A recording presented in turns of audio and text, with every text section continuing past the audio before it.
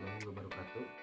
Perkenalkan, nama saya Hadian Arif Kutadi dengan NIM 105170601 dan anggota saya Rizky Dwi Novian dengan NIM 105170706 dan Rizky Awal Kamila dengan NIM 105170663. Kami dari kelas Sistem Informasi 2 dan di sini saya mewakilkan kelompok saya untuk mempresentasikan salah satu tugas pada mata kuliah komputer masyarakat.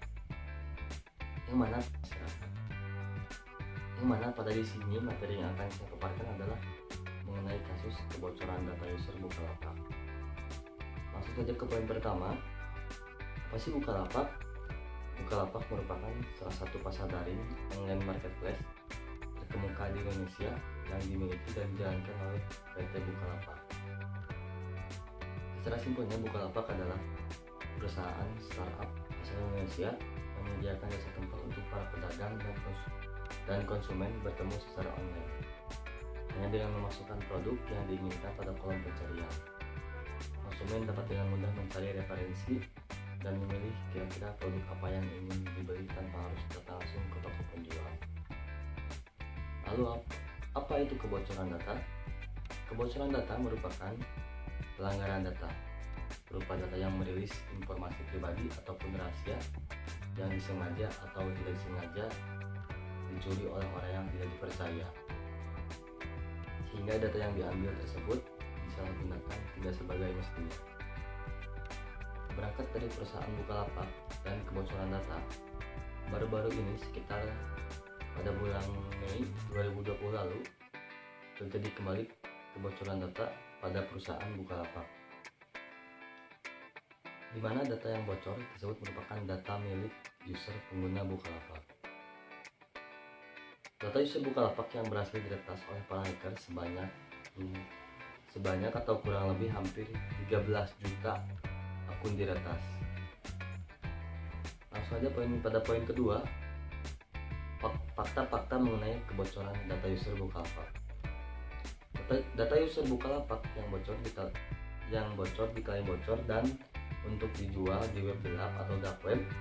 Kemudian ditemukan beberapa fakta mengenai kebocoran data user Bukalapak, yakni yang pertama, motif hacker membobol data user. Dari keterangan beberapa peretas, mereka membobol data user startup Bukalapak tersebut untuk dijual di dark web dan untuk mendapatkan keuntungan yang sangat fantastis dari penjualan data tersebut. Dan yang kedua, orang-orang yang membobol data akun Bukalapak. Diketahui ada 3 hacker yang berhasil membobol data Bukalapak dan menjual data tersebut di web gelap, yakni memiliki nama akun JFFYH, Asian Boy, dan Startech Misled. Dan yang ketiga, waktu pembobolan data tersebut. Dari keterangan perusahaan itu terjadi pada tahun 2018 dan 2019, dan data yang tertas merupakan data pengguna lama. Jadi untuk data pengguna baru dipastikan aman. Yang keempat, penyebab kasus ini bisa terjadi. Bukalapak mengatakan bahwa ancaman peretas oleh pihak-pihak yang tidak bertanggung jawab terhadap industri teknologi digital selalu ada. Meski begitu, Kepala Komunikasi Korporat Intan Wibison menyatakan bahwa perusahaannya selalu menerapkan berbagai upaya untuk meningkatkan keselamatan dan kenyamanan pengguna. Dan yang kelima, bagaimana peretasan ini bisa terjadi? Diperkirakan karena lemahnya keamanan Bukalapak pada tahun lalu, tapi tidak ada keterangan yang jelas mengenai bagaimana bisa terjadinya kebocoran data startup tersebut. Sekarang yang poin ketiga, hasil investigasi. Dari hasil investigasi yang kami temukan, hanya dalam beberapa hari setelah kebocoran data pengguna startup Tokopedia, muncul klaim lain dari seseorang yang mengaku memiliki data belasan juta dari e-commerce Bukalapak. Diketahui juga bahwa hacker yang berhasil meretas data di Bukalapak sebelumnya telah berhasil membobol data pada startup e-commerce serupa, yaitu Tokopedia, sebanyak 91 juta data akun. Contoh data curian dari Bukalapak yang dilampirkan pada akun dark web berupa teks, bukan screenshot database berjenis PostgreSQL sebagaimana yang diunggah pembobolan database Tokopedia sebelumnya. Si penjual tidak menyebutkan harga data belasan juta akun pengguna Bukalapak yang dimilikinya ataupun kapan bocornya itu diperoleh. Berangkat dari hasil investasi tersebut, tentu memunculkan reaksi dari berbagai aspek, diantaranya berupa yang pertama, positif dan negatif dari kebocoran data. Sekarang jika dilihat dari sisi positif terhadap masalah kebocoran data user pada startup Bukalapak, sampai saat ini belum bisa ditemukan hal positif apa yang dapat diambil karena setiap kebocoran data yang dialami oleh pelaku usaha selalu berujung atau berakibat pada kerugian.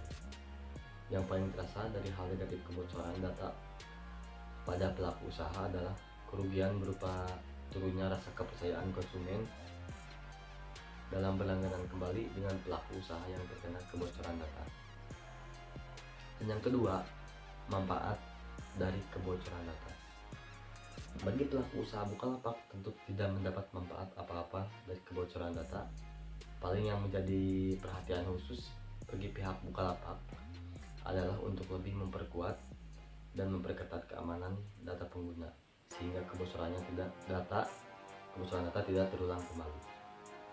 Yang ketiga, efek atau dampak dan risiko dari kebocoran data pengguna Bukalapak. Berikut adalah sejumlah dampak serta risiko kejahatan yang dapat terjadi dengan memanfaatkan data yang bocor setelah terjadi kebocoran data. Yang pertama, telemarketing. Data nomor telepon bisa diperjualbelikan untuk kepentingan telemarketing. Maka tak heran jika tiba-tiba pengguna ditelepon dan ditawarkan sebuah jasa atau produk. Tiba-tiba orang yang menelpon sudah mengetahui nama lengkap pengguna meski pengguna tak pernah berafiliasi dengan perusahaan tersebut sama sekali. SMS spam berbau penipuan mulai penawaran berhadiah juga cukup menjengkelkan. Pengguna bisa menjadi korban telemarketing ketika data nomor ponsel pengguna sudah tersebar. Yang kedua, modal penipuan phishing scamming. Pakar keamanan cyber dari Pakin.com, Alphonse Tanujaya juga mengingatkan bahaya scam dan phishing. Apa itu scam? Scam adalah tindakan penipuan dengan berusaha meyakinkan pengguna. Misal memberitahu pengguna jika mereka memenangkan hadiah tertentu yang didapat jika memberikan sejumlah uang. Sementara phishing adalah teknik penipuan yang memancing pengguna, misal untuk memberikan data pribadi mereka tanpa mereka sadari dengan mengarahkan mereka ke situs Bukalapak palsu. Pantas penjahat cyber bisa membuat skenario penipuan berdasarkan profil tersebut untuk mencari celah agar bisa menipu korban. Salah satu contoh penipuan yang paling sering terjadi adalah penipuan dengan modus penjahat mengaku sebagai teman korban dan meminta sejumlah uang, atau seperti kasus mama minta pulsa yang dulu sempat tren di Indonesia. Yang ketiga, bobol layanan lain. Pakar keamanan cyber dari CISREC mengingatkan data nomor telepon dan sebagainya itu bisa digunakan untuk membobol akun media sosial atau layanan lain. Yang keempat, bongkar kata kunci. Alphonse mengatakan data tanggal lahir dan email yang bocor juga bisa jadi modal peretas untuk mengambil alih akun.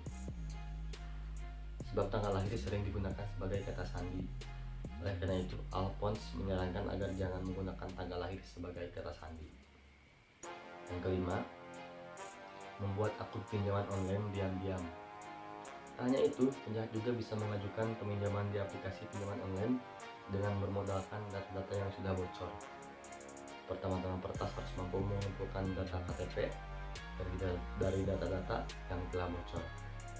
Kemudian peretas juga bisa mengajukan pinjaman untuk menarik sejumlah uang dari aplikasi pinjaman online yang kurang baik sistem pemeriksaannya. Pada akhirnya nanti korban adalah paling dirugikan karena datanya nanti akan disebar sejumlah orang dan web sebagai orang dengan sejumlah utang. Dan yang keenam, profiling untuk target politik atau iklan di media sosial. Ismail mengatakan data-data personal yang diambil bisa dipakai untuk rekayasa sosial hingga profiling, membuat profil pengguna. Hal ini serupa dengan yang dilakukan Cambridge Analytica dengan data pengguna Facebook. Perusahaan itu menggunakan profiling warga AS untuk menargetkan artikel tertentu kepada pengguna. Artikel ini berisi penggiringan opini agar warga pada akhirnya mendukung.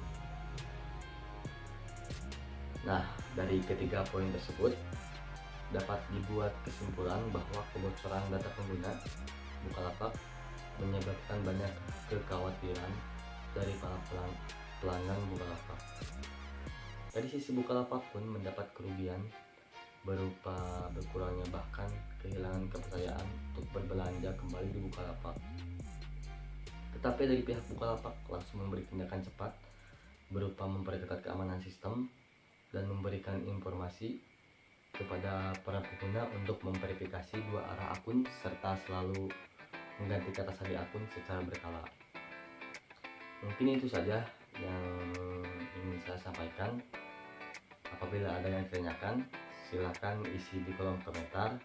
Like jika kalian senang dan bermanfaat dengan video ini. Dan terima kasih dan sampai jumpa. Wassalamualaikum warahmatullahi wabarakatuh.